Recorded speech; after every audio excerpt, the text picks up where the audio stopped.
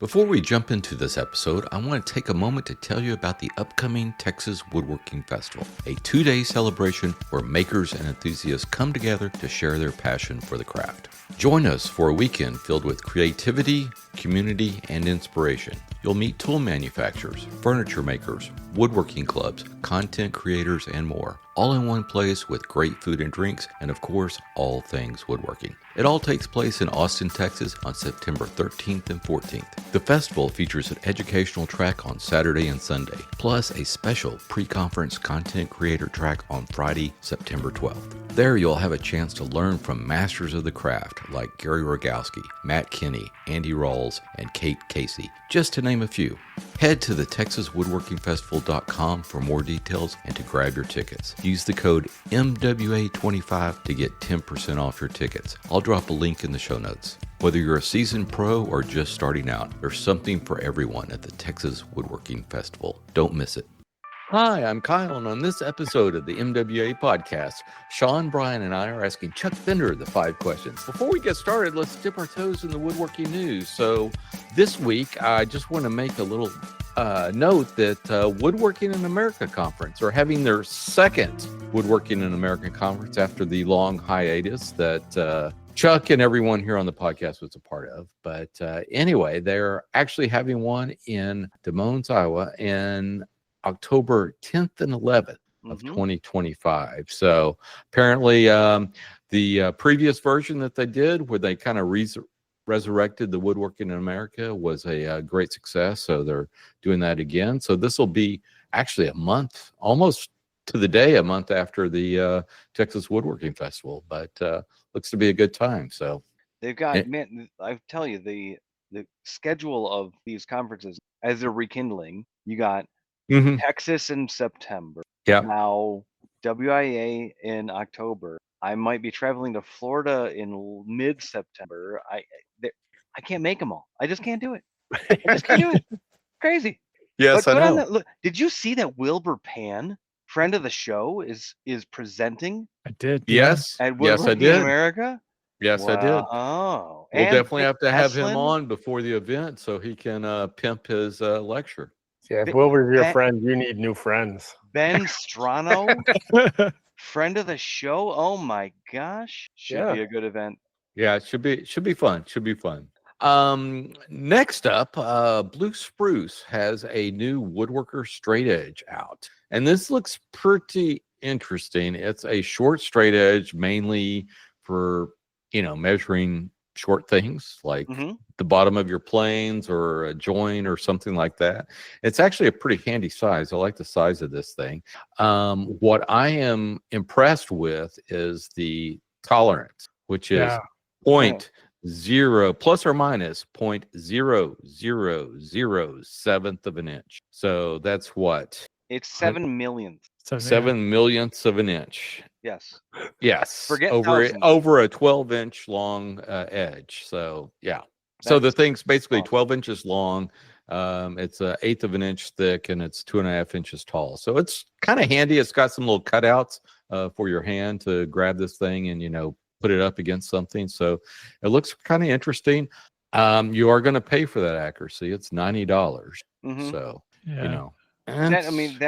what the closest thing to that I have is a granite plate that is also graded very, very flat, and so that's what I would tip the edge of a blade on it to see if I could see light through it, kind of thing. Like this is portable, obviously way more than the 8x10 stone I have. It's ground flat. But I mean, not terrible. I mean, it's an investment, and if it's going to be solid for life, that's an okay investment in my mind. Yeah. Because normally things that I need to measure, I just use the back of my Starrett, 12-inch combo square rule. You trust that to be the same, right?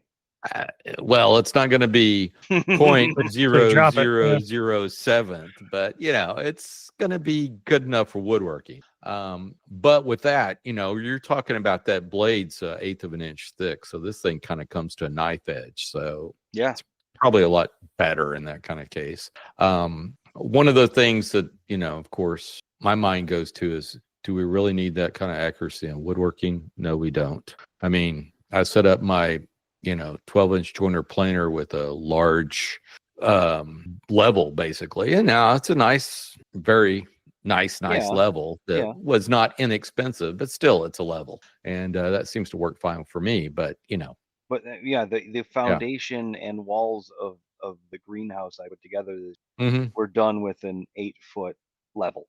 And as far as I can tell, that thing is dead nuts level. Plumb, level, square, all the words. So no, 7 millionths of an inch of accuracy.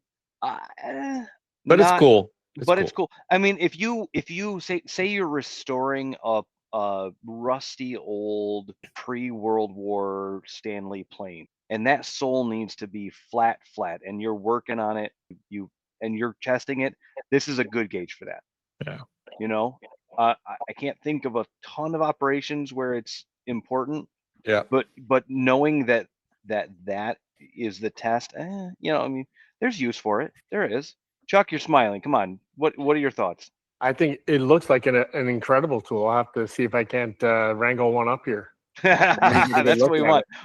All of these things, everything that Blue Spruce brings out, everything that Woodpeckers brings out, if it's a little questionable, I always want to have that hands-on report. Who got this and what do they think? What's their use case? Just to inform. I'm not going to criticize. I'm just curious. Like, what do you use for? Why would you use something like, there's a ton of straight edge rules that are made of different colored aluminum. Yes, Chuck. And those are as good as, I mean, if you're going to put a ruler down and draw a line and trust it to be straight, I would trust that ruler to do the same job as this, right? In my mind. I'm almost suspecting that the engineers said, how straight of an edge can we make? And they came out with this thing and they went, we got to sell this. Because I can see some engineers going, hey, how well can the CNC work? Hey. So they got the best clamping in their CNC. They got the best stabilization of material. And the best they could do was 7 millionths of an inch. That's as best as the finest machinery can do in this form, with that material, with that. There's nothing better. And this is NASA level engineering going on. But less than government pricing, because you're getting this for $90. So because it would have been $9,990. Oh, 100%. Right. Yeah, and it also comes with this nice bracket. Little wall hanger. Yeah, a little wall hanger. I tell you what, though, this looks like a big pizza knife to me. A 12-inch personal pizza. You just, because it's got a couple cutouts and you just rock it right into. But then the complaint's going to be the handle's not more comfortable for that kind of motion. If you're going to force it down through a nice pie dough, you might mark up. It's got to be curved. You got to be able to rock it. Yes. You can camber it. You got a grinder. You can. They got 0.0007. Yeah, maintain that. Yeah. No, after the edge, Chuck, the rest is ornamentation. They can do whatever they want back there. Just as long as the edge is flat. That's right. No, but honestly, pretty cool. I mean, it's not in my workspace, but that is a pretty cool one. Yeah, I'm just convinced that the engineers just came up with this and challenged their equipment and said, "Hey, we can make something this straight. Let's sell it." Yep, and that's fair. With that, let's give our patrons a shout out. So who do we have to thank this week? We like to always give that shout out to our Patreon supporters. Today, we're giving it to Michael Jury. Michael, thank you for your support, sir. Chuck, you don't know this guy, do you? I may have met him. It's hard to remember. Just spot checking. It's okay. If you would like to join Michael in the support of the show, you can go to patreon.com/MWA podcast and help us out there. Fantastic. So, you ready for the 5 questions, Chuck? If you insist. Okay. So what is your favorite tool? And our limit, as always, is 23. 23 tools or 23? Yes. 23 tools. See, I was having a hard time narrowing it down to 1, but I was nowhere near 23. Okay. Well, we've had some people that have challenged that number. Yes. Wow. For stationary power tools, it would have to be my Hammer A331, the 12-inch joiner planer combo. It hands down. seriously changed my mind about combination machines. I was always, one of those people that was like, oh, never, ever. But it's really stupid simple to change over, and it's super quick. And I've never, ever had any problems with the accuracy. And mine went on the road for 3 years with me with the woodworking throws. So it has more miles on it than my car. Wow. Yeah. It's way past its, 3,000-mile oil change. I mean, significantly. Yeah. So that would be curious. Yeah. How did you load that into your trailer or whatever you were hauling that thing around with? So the woodworking shows had 3 tractor trailers that essentially everything was loaded into every week and then hauled to the next show. So I was flying in and out of the shows. Felder provided for me crates. So I would load my table saw, my joiner planer, and my dust collector into my trailer, drive it down to the very first show in Baltimore, and they would show up with a bunch of custom-made crates that everything slid right into and bolted to. So every week, if any of you were at the shows, what you would see is my machines look like they were up on a pallet, and essentially the whole upper casing came off of the machine. So they were forklift movable, they were pallet jack friendly. So it was, and it also gave me plenty of places to store all of my accessory stuff. So it was great. Like I said, for 3 years, both my table saw and my joiner planer and the smaller dust collector that I had traveled around with me. So cool. So if I have to get closer to 23, I would say for a portable power tool, I really absolutely love my microfence plunge router basin with the edge guide. The accuracy again is just like I'm not sure it actually hits that 0.00007, but it's pretty close. Yeah. And I guess another one would also be I've been playing with a Shaper Origin now for like about almost a year and a half. And that thing I did a card table class where we did some 1mm string inlay in there, and literally we did a piece of stringing on a 6-foot long veneer that was only 1/8 of an inch thick, and we took that 1mm bit and we kept making the channel deeper until the 1mm stringing fit in as far as we wanted it to without separating the veneer into 2 separate pieces. And we must have gone over the channel 3 or 4 times to get to the final depth, and not once did the channel get wider than 1mm. It was wow. It was stunning. That to me was just, it was amazing. My question for them, I'm not sure they've spent a lot of time in R&D. When is Shaper Origin going to be not Origin, but like the next step? You're talking about the name. I mean, the name means the beginning. Yeah. So what's the rest? What's the next? Supposedly they just came out with a little gantry system that mounts onto the workstation that allows the tool to move along the X and Y axis without you pushing it. So it's now becoming more and more CNC-like. Yeah, very much CNC-like. Yeah. With their own like kind of AI. I don't know if it's AI, honestly, smart, but like self-correcting. Yeah. The intended design and the movement don't have to be as precise, because obviously your hands aren't as precise, but it does the fixing. Right. So the motor itself is on a little gantry that allows inside, on a little it's gimbaled so that it slides around, and it's motorized. Like I said, I mean, the inlay that we did was the woman who was making the table had this asymmetrical curve that we were putting the string in with, and we just literally handheld that thing and moved it from end to end. Like I said, it was either 3 or 4 times, and with a 1mm bit in there, and the channel never got any wider. Not even 0.0007 wider. It was the stringing. We tested it after each one. We put the stringing in and then peeled it back out. it's utterly amazing the amount of accuracy. Yeah, and awesome. Because I'm an 18th century furniture guy, I would have to go with my Lee Nielsen number 4, and my blue spruce dovetail saws. So I'm far short of 23, and I added a couple in there because you said I could go all the way to 23. Exactly. Is your number 4 bronze or? Yes. Yeah, the number 4 is bronze. Yeah. So that's a great one. Yeah, it's awesome. You can set that thing up. I mean, I have a couple of Dead Tool Works planes that are pretty nice too, but yeah, exactly. Mm-hmm. So next question then: who has influenced you the most in your woodworking? In the woodworking world, it would probably hook you with there, or just in life. I mean, either's fine. Either's fine. I'm gonna say beyond my dad.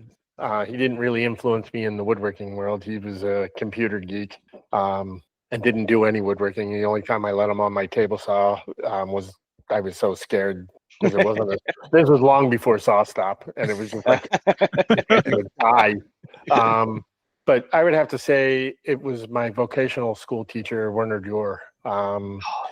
Yeah, he was. It gave me all of that all those foundational skills. Really sort of pumped up my interest in a lot of things. Just really, I mean, he had that old world mentality. Years ago, I became friends with Frank Klaus. You guys know who Frank Klaus is? Oh yeah, for sure. Just checking because awesome. The minute dovetail. Yeah. And Hungarian guy, yeah.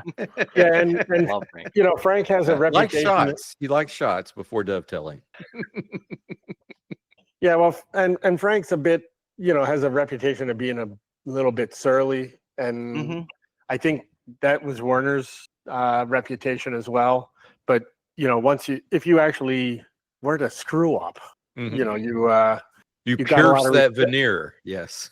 Yeah, and all of a sudden it's like, hey, they're genuine. They're trying to motivate you. They're trying to keep you within certain parameters so that you actually get the most out of what you're doing. And that honestly was one of the things that was great about Werner. He was just, kept everybody on that straight and narrow. I mean, trying to run a class with, 30 or 40 teenage kids that were, half of them, were the problem kids at their home schools, and they were sent off to vocational school because if they weren't, they would have been expelled.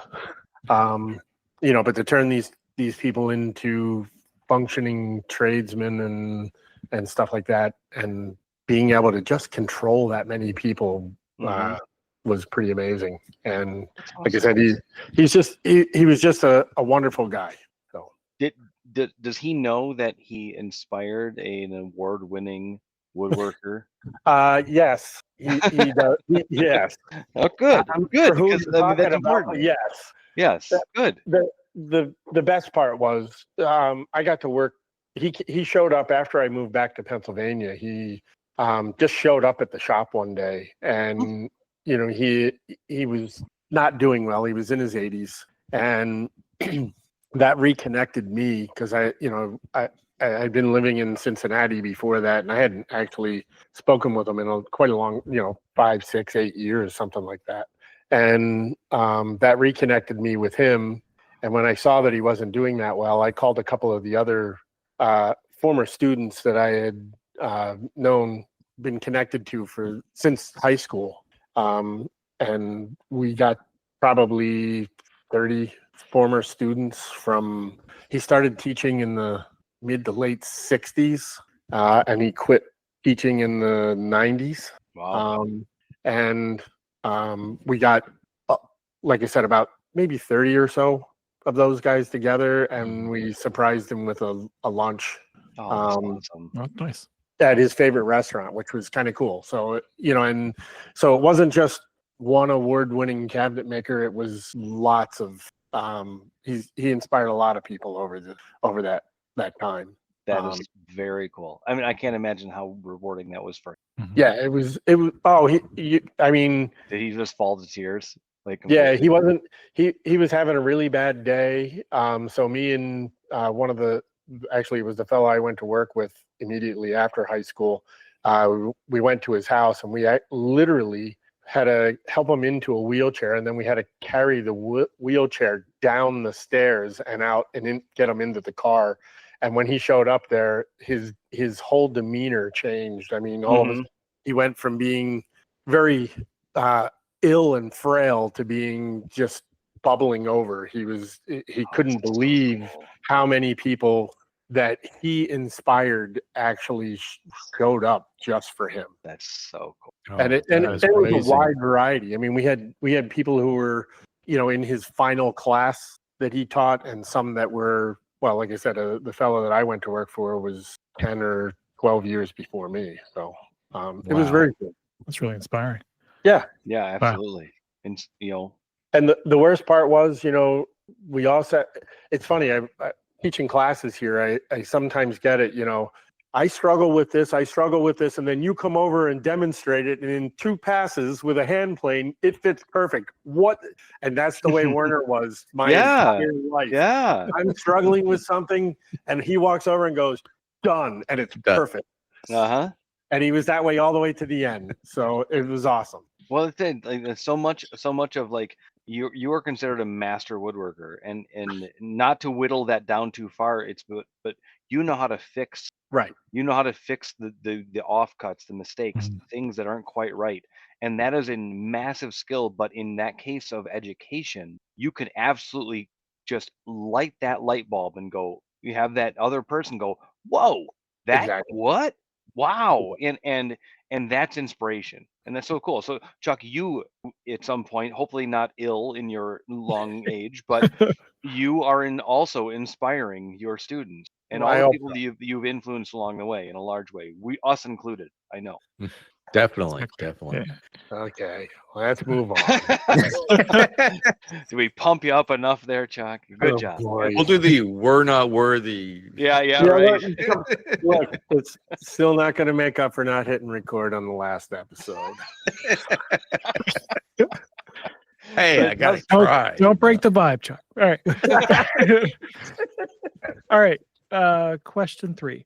I like this question. What is your white whale? Meaning, what is the one thing that you haven't made but you've always wanted to?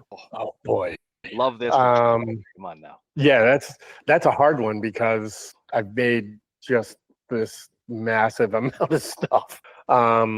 There is a Philadelphia saddle seat chair from the Chippendale period that I'm sure if you poke around on my rapidly aging, hardly ever seen blog, there's probably a picture of it. If not, I can provide you with one. It was owned originally by General John Cadwallader, and it's got these cabriole legs with hairy paw feet, not bong claw, but they look like lion's paws. And then there's all this carving over the whole chair. And that is really the one piece that I still want to make. In fact, I had a friend out here last week who was like, I want to hire you to make that chair. And I'm like, what? He's like, look, you just have to do it. That's the one thing that you have always talked about for like decades now that you have to make. And, you're not getting any younger. And I'm wow. Dang. Harsh. That's the best kind of client. But yeah. Well, he was a friend. It's not even. Yeah. He's not buying it. The detail that right. You just put out. That is... Chuck, I've seen you slowing down now. You need to get knocked out. No, but like you just spat out detail. You know that project. It is. Oh yeah. It is palpable. It is. You know details that we can't see. Like that is. You got to be close. You have to be right there. Like I'm not pushing you towards it. I'm sorry, but like that's awesome. Like if that's it's a little more detailed than or a different style than you've done before. I mean, it's going to challenge you. But it's in that cheat code. You're in reproduction.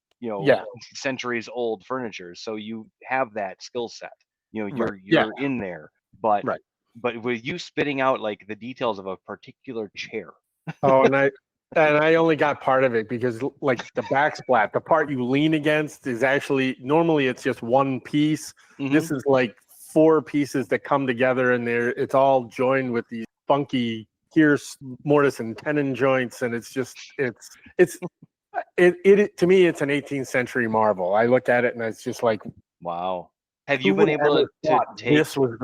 Have you been able to take photos or dimensions of it? Like, do you know detail? Yeah, I have some of that stuff. Yeah. Oh, very cool. And I know where a couple of them are. They were, like I said, there was a set, a very large set. There are only a handful that are still known. Mm-hmm. Like the Metropolitan Museum of Art and Winter Tour each have one or two is in the Kaufman collection. That's down at the. I'm trying to get to that. Oh, that's at the National Gallery of Art. Nope, that's not the Cherbourg. That's not it. Okay. I'll see if I can find you a real quick photo, but go ahead. So that's the piece I want to make at some point. But I mean, there's a bunch of pieces. Cool. There's a bunch of pieces I want to make. It's just, time and effort at this point. I'm having more fun teaching and doing that stuff than I am just sitting here and by myself and quietly working away in the shop, although that is fun sometimes. For sure. For sure. Just depends on how annoying the students are, Well, speaking of annoying students, what is your good lead in? What is your number one tip for fellow woodworkers? Oh, number one tip. So study wood. Okay.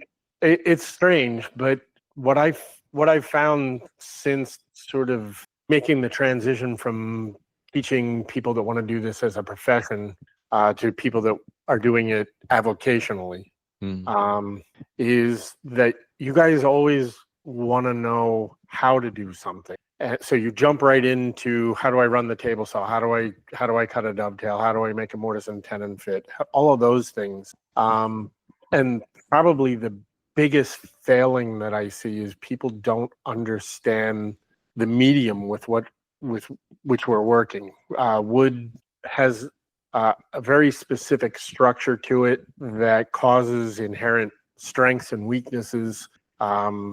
We impart a grain direction on it, which also imparts inherent strengths and weaknesses. It moves dimensionally. How do I envision all of that? How do I understand all of that affects how you put things together and how long those things are going to last, if that all makes sense. Yeah, people don't do the wood science to understand what they're building and why. Yeah. Oh yeah. That's a good point.